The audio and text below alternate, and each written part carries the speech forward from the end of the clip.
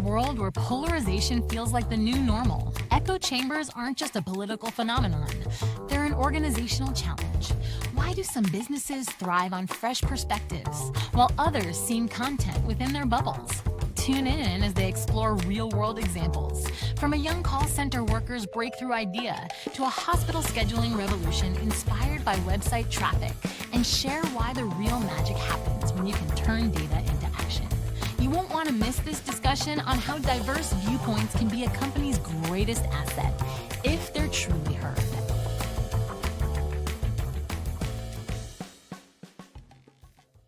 Good day, hello. Welcome to another episode and another week with us at Honeypot podcast.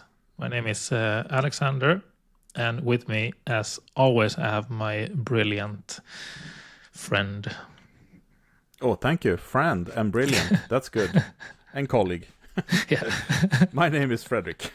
Wonderful. Great to be here as well. Today, we're going to talk about a very current topic.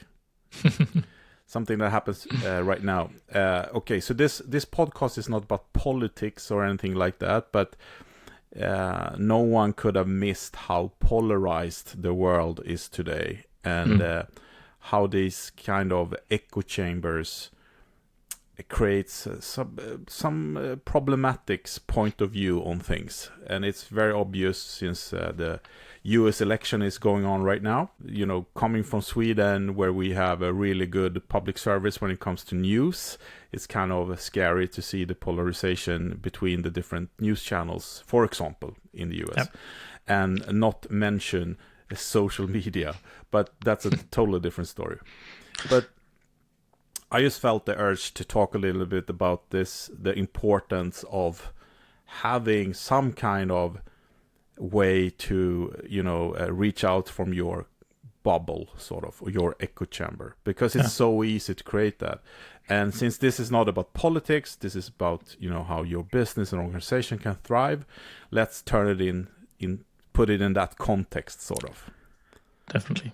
So if you're working in, the marketing department or product development department, it's very common that you need to hear from other people to be able to build the best product out there, or do the best communication. We have said it before, but the myth about the lonely genius is kind of dead once for all. And I think, if you want to thrive as an organization, it's very, very important that you involve people. And we said it before, you don't have to involve people all the time, but it's very rare that you can solve everything yourself, basically. And your solutions and your outcome will be much better if you have the chance to get different perspectives on your thinking. Definitely.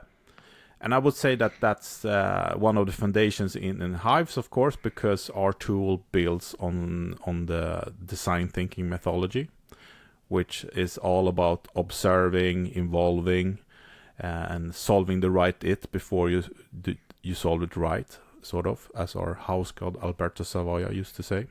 And I think that's really important. So what is your point of view on this, Alexander? Now, my relationship to the term or the words echo chamber is actually partly one of my relations is a song from a Swedish rock band, The Ark. Yes, The Ark. It was made a very, very famous, or at least famous in Sweden. I know a song called Echo Chambers. That song is just echoing in my head when we're talking about echo chamber. But no pun intended. Other than that song, I think that a lot of the things going on in the world, no matter if we're talking about politics, as you mentioned, or the development in the world, and also I think that things that we've touched upon or mentioned in earlier episodes as well around AI, I think that we tend to move closer and closer into echo chambers in many situations today, because we want to get so fast answers and so fast results that we tend to not stop and think about all right, where are the real data, or where are the real insights or input that we need from the right people in order to get the right data in context to build the decision making quality, so to speak. Yes, Yeah. I mean, you hear what you want to hear, and you are surrounded by like-minded people that think alike. Great minds think alike. You used to say that, but I believe the opposite. I believe that great minds don't think alike. But yes, you're totally right. And also the way that the world is being structured right now a little bit is, during the pandemic, we realized that we're so vulnerable working with different countries and different manufacturers and so on. And it's kind of crazy how a lot of companies are structured today, that you have like that team in that country, you do that little part in that country and so on. And it's very fragile when a pandemic breaks out, or a war, or a boat gets stuck in a canal or something like that. So what's happening right now, and there's actually good reading about this as well, is that the world is turning into clusters, and that's not necessarily a bad thing. That you kind of, if you see US as one cluster, and you see the European Union as one cluster, so it doesn't have to be like a single country either. Clusters that are self maintained, sort of, that you can do everything within that as well, is not necessarily a bad thing. As we said before, if you need to be able to leave your silos for a while to get the data you need to go back into the silo and execute. And I think the world is now in a state where things need to be executed, sort of, in a safe environment, for, basically build the right it, if you know what I mean. Again, and I think that's so important, to be able to get different perspective on things and understand the implications something have when you do one thing, and that kind of affect thousands other things, and you have to be aware of that. And the best way of getting that knowledge is to involve different perspectives, or different competences, or different people in different regions, countries, products, services, and so on. But why do you think, we're seeing this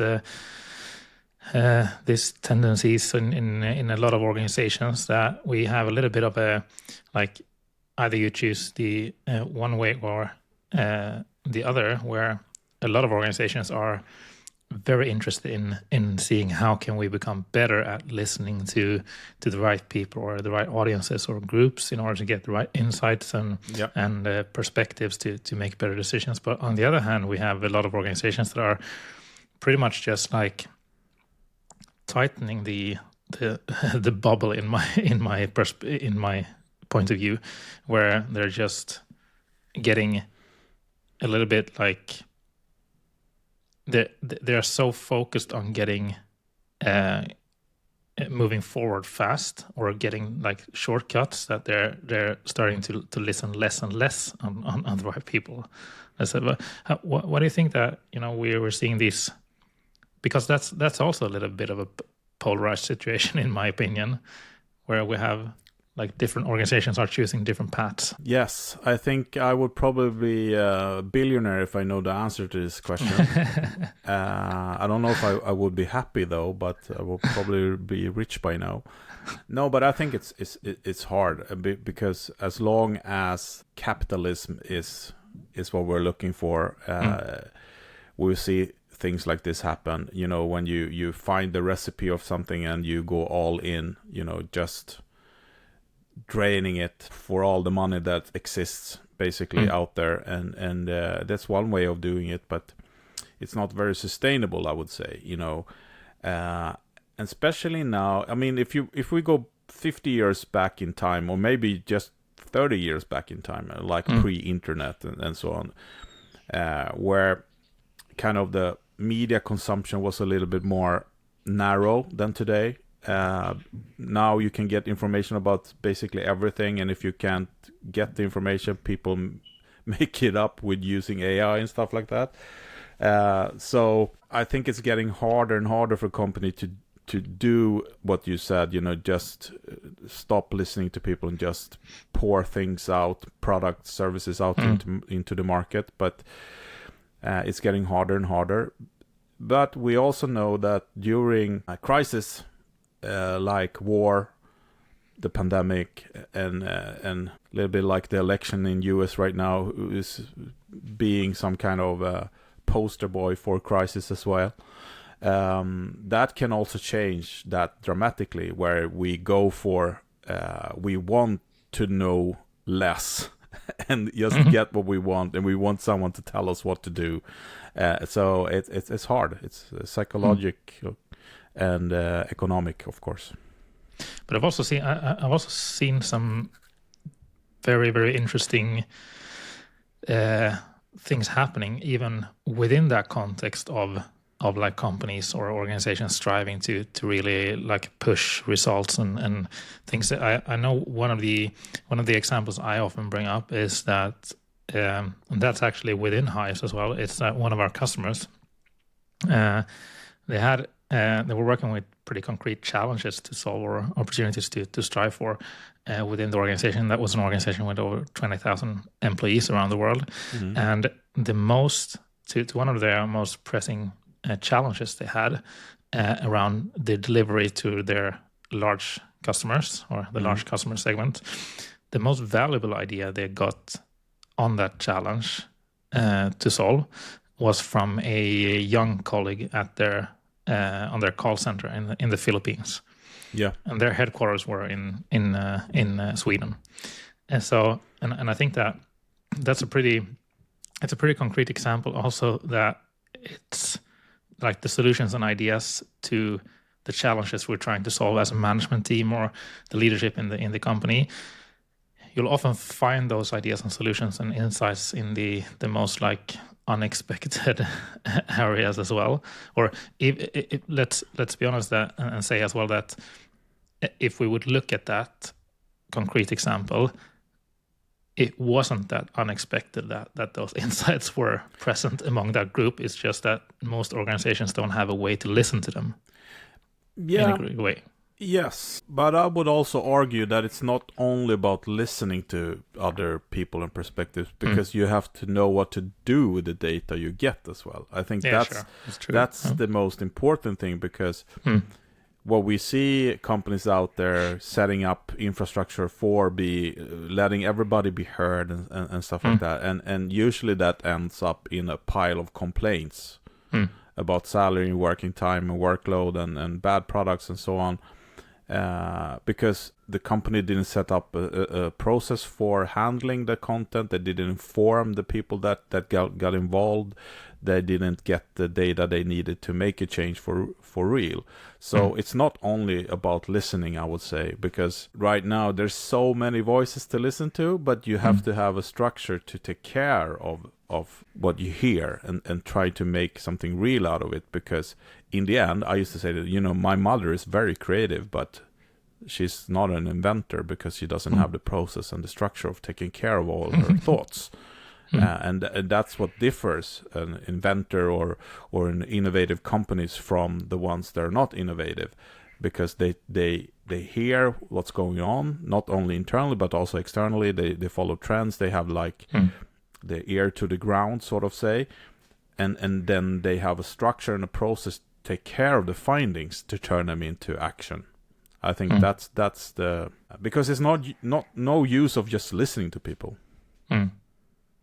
That's true, but I'm gonna give you another example, and just to use as a base to something that I'm thinking of, and the reason behind it is that I'm thinking a little bit on how we could find situations in more and more organizations and companies where they could like not just trust serendipity or randomness, things appearing when it should, but rather have a structured way of it. I heard and I wasn't involved in that solution, but I heard a story. It must be like, I think 10 or 12 years ago, around a hospital, or actually an emergency room in Stockholm, or outside of Stockholm, actually a little bit outside, where they had so much troubles when it came to staff scheduling. Yeah.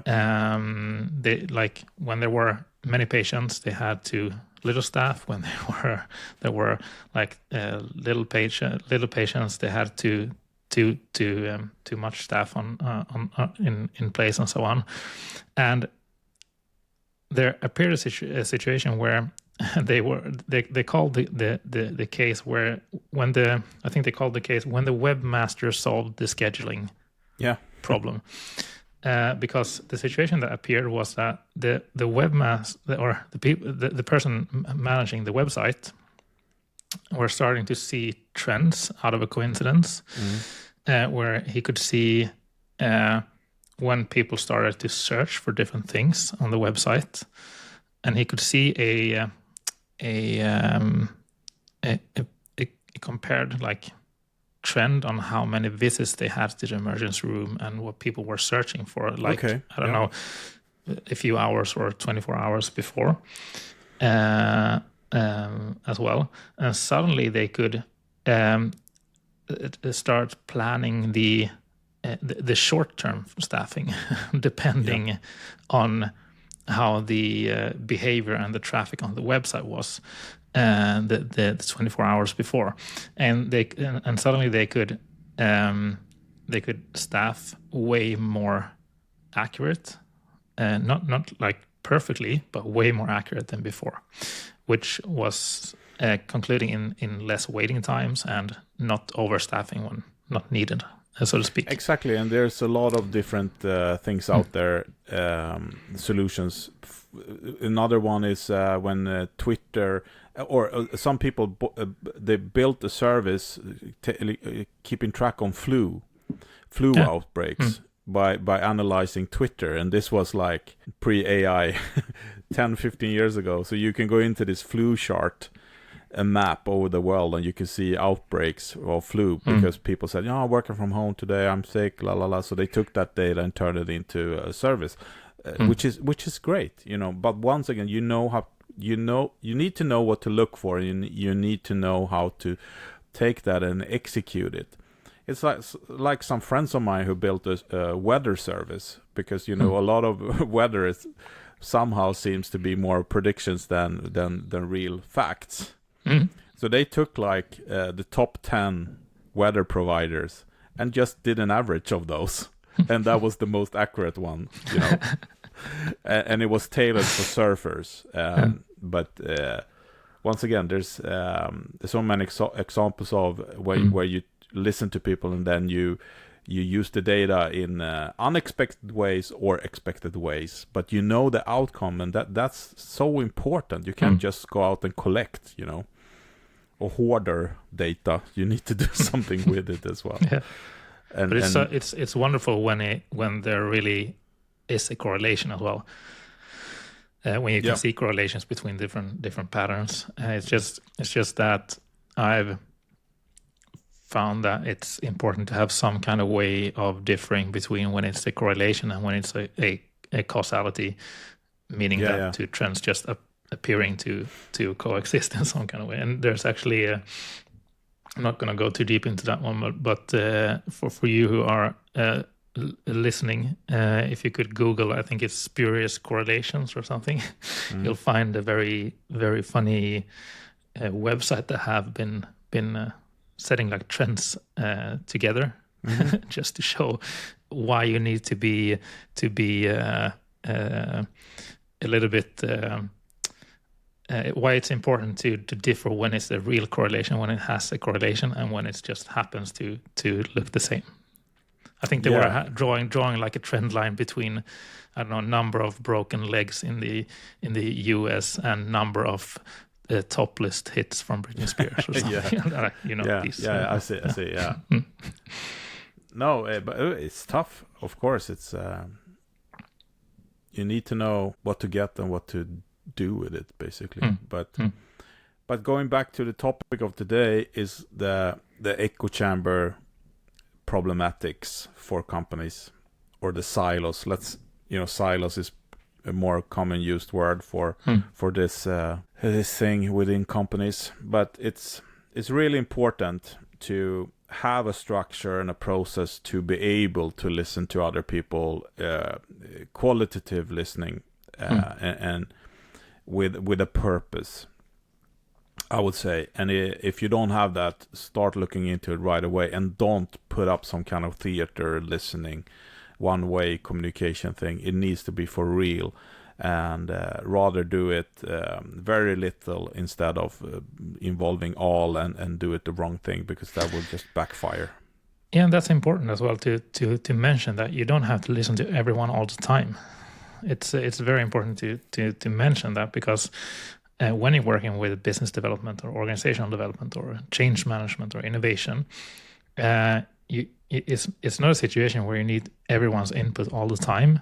But when you have challenges and opportunities that you're working on, try to just like a little bit here and there, take a step back and just like send that challenge or that opportunity framed in a way that makes it possible for people to chip in and share their perspectives on why is this a challenge, or what kind of ideas or solutions do we have for to solve this challenge or this opportunity as well.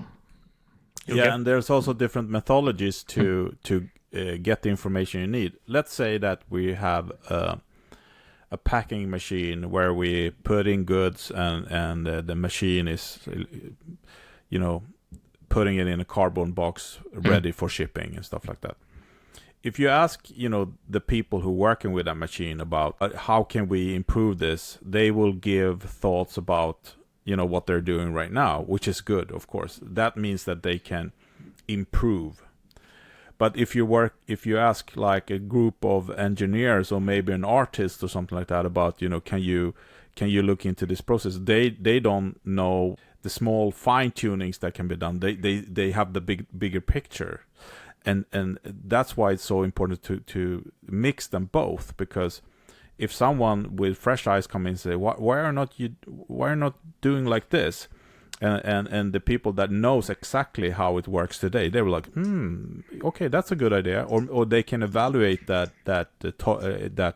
bigger picture idea and turn it real as well. So it's super important. And then, let's say they come up with this new carbon box that is super fancy, and it ticks the marketing, it ticks the shape, the speed, everything ticks. And they were like, oh, we're done. And they start producing these carbon boxes. And then the warehouse guy's like, yeah, but where should we put this? Because this is too high for the shelves in the warehouse. We need to rebuild a warehouse for $1 billion to fit this now.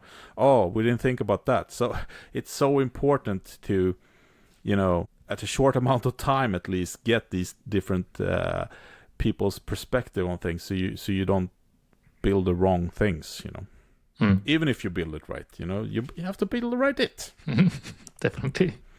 Where do you think in the process there are different, like, let's say there are different steps of a regular process where you're working on understanding a problem, like defining like insights or pains and gains and those kind of stuff, and then you have defining the challenges and trying to seek out and to find ideas, and then take them into solutions and test and prototype and so on and so on. Where do you think that like, where do you think that it's most important to do these kind of, let's say, maybe I should call them water holes again? Okay, so first of all, you need to observe your customer or the end user, right? What kind of needs do they have and stuff like that. And let's say they have a specific need, and then you start to come up with ideas. And of course, getting ideas is really good if you have a diverse team. Of course, we know that by now. But then when you have a couple of solutions, you need to bring in the people who knows how to execute on those, and that's a really important waterhole as well. So okay, what kind of implications does this idea have on the whole company? As I said, everything from production to infrastructure on delivering and stuff like that. So that's super important, of course, at an early stage. And then you need to do this regularly throughout the process, so you don't take on the wrong path. And once again, this using a tool like Hives, for example, we do this a lot with scoring. And the scoring is of course, the scoring is really important, that but it's a really fast and good way of getting someone's input on something in a structured way. And you get a data that you get a visual kickback, immediately. Let's say that you ask about how easy it is to implement, how wanted is this, and how much does it cost? Those three things, for example. And if you ask, the different department in the company, it gives you really, really good data, and it takes like no time at all.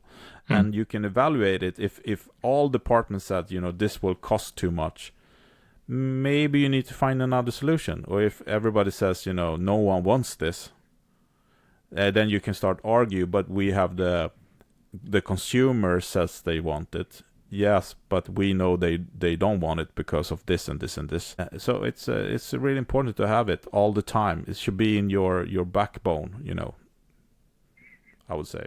But you need to find ways of doing it, so you don't sit in workshops all day long listening to people's input on things. It needs to be quick. It needs to be qualitative to make sure that you get the data you need. Definitely. Great. So with that said, we just wanted to share a little, let's say, prompt with you as well, that as we've spoken about in this episode, to make a little short conclusion for you, we just want to be sure to prompt you with the situation that you don't need to listen to everyone all the time. It's about making sure that you have the possibility to capture insights or input from different groups on demand when you need it in the different specific steps. And a short plug about our own tool, of course. If you want to be trying out a practical tool where you can do this without having to plan for workshops or other kind of time-consuming activities, you can just type in hives.co, and read a little bit more about that. And feel free to reach out as well if you have any questions or wanna have a demo of the tool as well to try it out. Yes. Wonderful. Good. Anything more to add around echo chambers? No, but try to leave them on a regular basis to keep yourself informed of other possibilities in the world. Sounds like a great idea. We have a positive and optimistic future ahead if we can listen to the right perspectives when we need it. The right and the wrong. The right and the wrong, definitely. Great. Good. Wonderful. That was all for us today. Hope to see you in the next episode again. So have a wonderful day and a great week ahead. Cheers. Bye. Bye-bye. Thanks for tuning in to this episode of the Honeypot podcast, brought to you by Hives.co. We hope you found today's insights valuable and inspiring. If you have any questions, thoughts, or ideas, we'd love to hear from you. You can easily reach us by searching for Alexander Wennerberg or Fredrik Heghammar on LinkedIn. Or feel free to drop us an email at alexander@hives.co or fredrik@hives.co. And hey, if you want to learn more about how Hives.co can help you capture insights, ideas, and feedback from your team or customers to make smarter business decisions, head over to Hives.co.